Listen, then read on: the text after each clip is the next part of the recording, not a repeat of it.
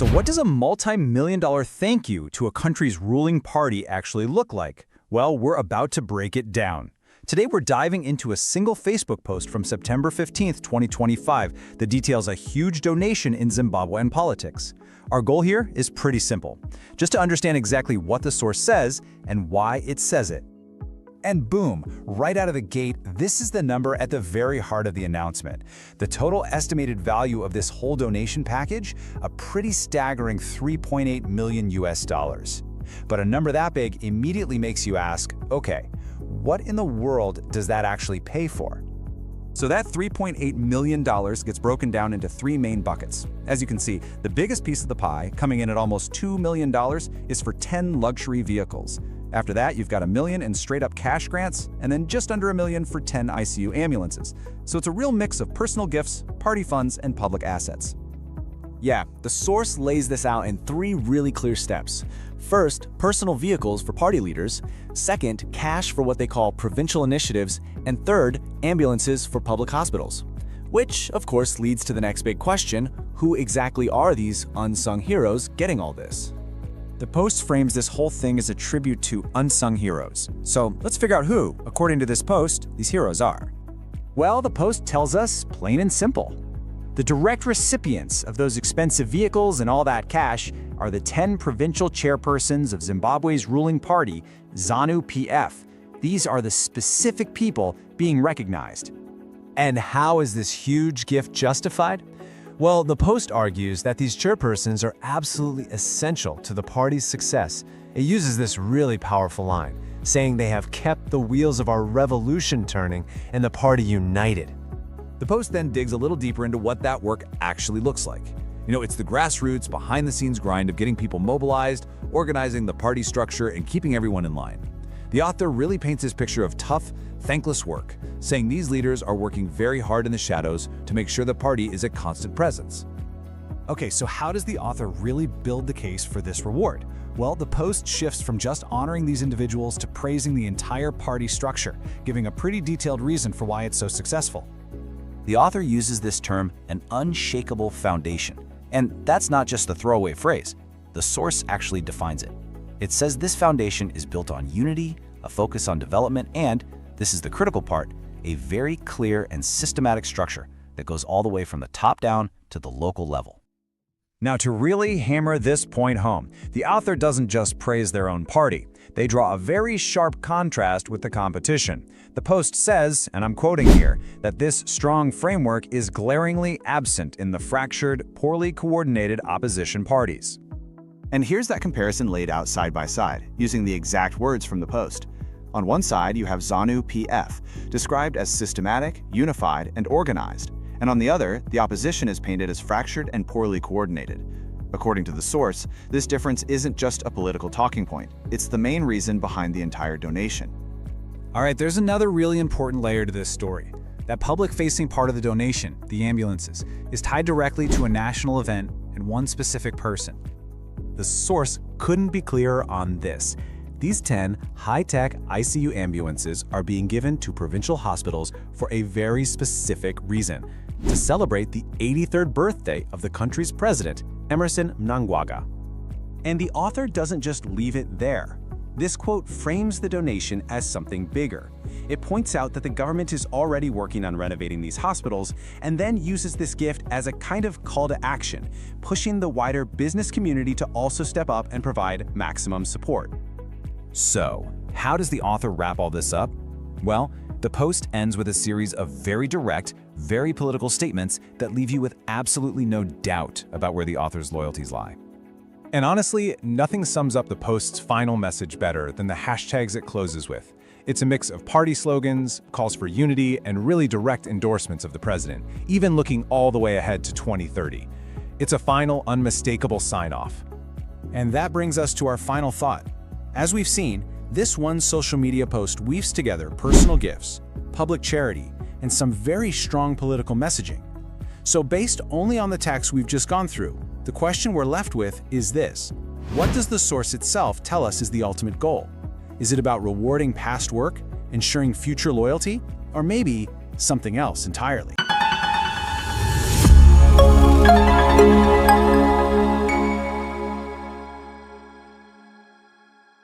let's unpack this. Imagine scrolling through your social media feed, and bam, you see this huge announcement celebrating political figures. We're talking brand new, top-of-the-range cars, huge cash amounts, even ambulances. That's exactly the kind of thing we're diving into today. Yeah, quite a striking public gesture. Yeah, definitely. And this specific one comes from a pretty widely shared Facebook post by someone known as Sir Wicknell. It was posted on Munhumutapa Day, September 15th, 2025. Right, and the context is key here. It is. It's framed as a celebration, specifically for ZANU PF's provincial chairpersons. And it also ties into President Edie Mnangagwa's 83rd birthday. Quite the occasion. It really is. And what's fascinating, I think, isn't just the sheer scale of it all. It's how one single post, just one social media update can actually reveal so much. It shines a light on political organization, how public recognition works, the strategies behind political engagement. We're kind of connecting the dots here. Exactly. Connecting these really grand gestures, these big donations, to the broader picture the author Sir Wicknell is painting, we need to look beyond just the surface message, get into the nuances, in his words, and of course the specific details of what he actually did, what he gave. So it's not just what was said or given, but really how it's framed and what that framing tells us about, well, the party's stated values and maybe its internal structure. Absolutely. It's way more than just a news item, isn't it? It feels like a carefully constructed bit of political communication. So in this deep dive, we're not just, reporting on a post. We're peeling back the layers, trying to understand who these figures are, the ones being celebrated, the nature of these tokens of appreciation, he calls them, the political stories Sir Wicknell seems to be telling, and ultimately what it all might signal about that relationship between business, politics, and community stuff. It's about connecting those dots for you, our listener, so you can see the whole picture being presented. It's a really crucial lens, I think. A way to see how public messaging can, solidify political narratives. We'll need to dig into the specifics in the post itself to answer some key questions, like who are these unsung heroes he talks about? What does he say about their roles? What exactly are the tokens of appreciation? What's their stated purpose? And how does the author build this narrative around ZANU PF's structure, its success, especially comparing it to opposition parties? Right. And maybe what does this whole gesture imply about the links between business, political leaders, and community development, at least as it's presented in this particular source? Okay, let's dive right in then. The post starts by honoring these unsung heroes. God, that's quite a term. Who exactly is Sir Wicknell talking about here, and what does he say they do? Well, the unsung heroes he's specifically referring to are ZANU PF's provincial chairpersons, one for each of the country's 10 provinces. He calls them distinguished men who work very hard in the shadows. That's his phrase. He really positions their roles as absolutely vital to the party's functioning, its success, especially in elections. So, the behind-the-scenes guys. Essentially, yes. He says they're the ones tirelessly mobilizing people, organizing party structures right down to the community level, maintaining order, discipline, the grassroots stuff. He paints them as the key links ensuring the party's presence is felt everywhere. Districts, villages, growth points, townships.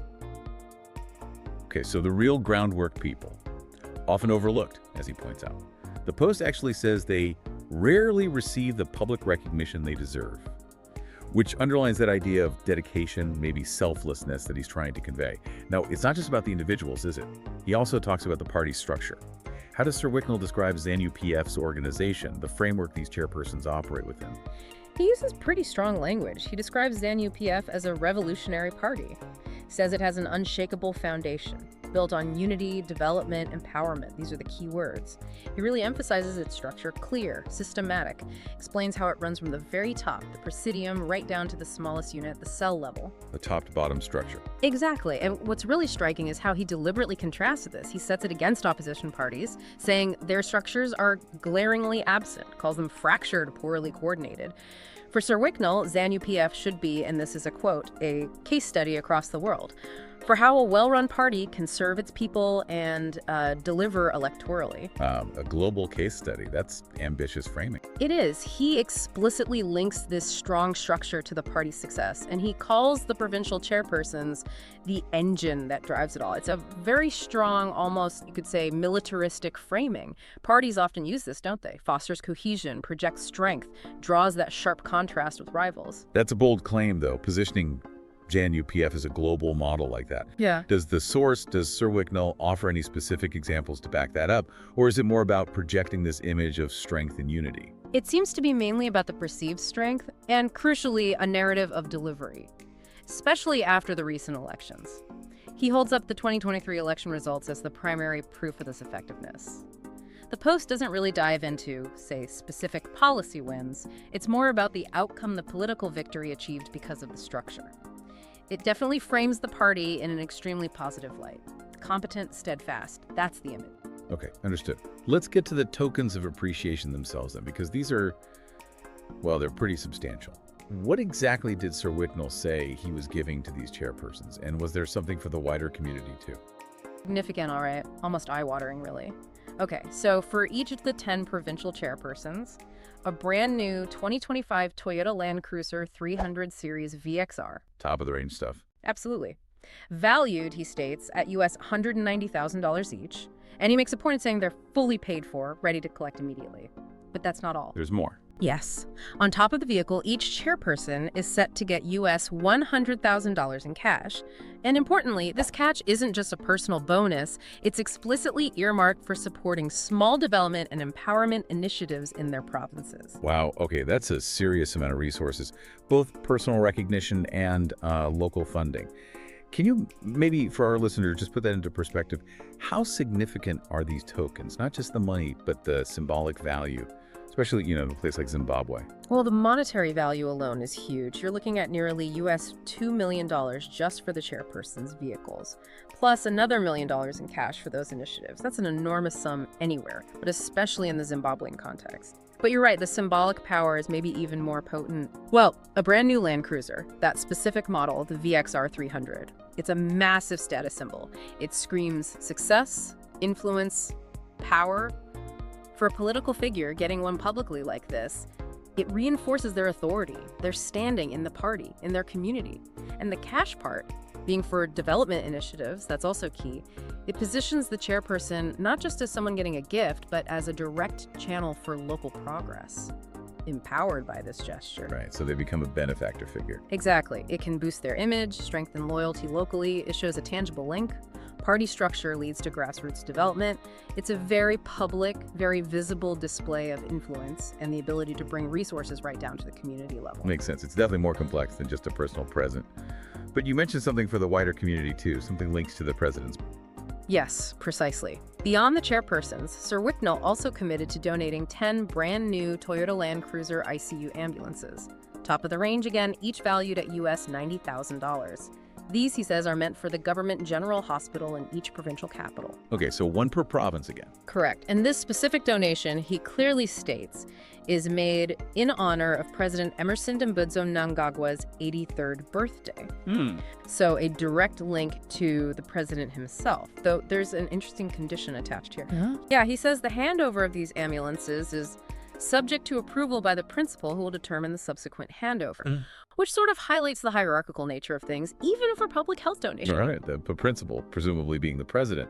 Interesting qualifier. Okay, now this is where it gets really interesting for understanding the broader political messaging, I think. The Post ties these gestures directly to the party's recent successes, doesn't it? How does Sir Wicknell make that link? Connect these tokens back to ZANU PF leadership elections, particularly the 2023 elections. He makes the connection very, very clearly, almost like he's apologizing for being late. He explicitly says he regrets not having done something sooner, especially following ZANU PF's resounding victory in the 2023 harmonized elections. And just for listeners, harmonized elections in Zimbabwe means the presidential, parliamentary, and local council polls all happen together. So linking the gifts directly to that specific win. Directly. Anchoring the appreciation to a concrete political achievement. He also gives credit to the visionary leadership of President Seed Idi Mnangagwa and the entire ZANU PF hierarchy. Says they empowered and trusted these provincial structures. The implication being that this trust, this top-down support, is what enabled the party to, deliver on its promises and win. So the whole narrative frames these donations not just as gifts, but almost as a consequence of success. Exactly. A consequence and a reinforcement of a successful, united, effective party under strong leadership. It sends a powerful message. Success gets recognized, it gets rewarded, and then that reward is reinvested back into the party and the community. So it's not just a gift.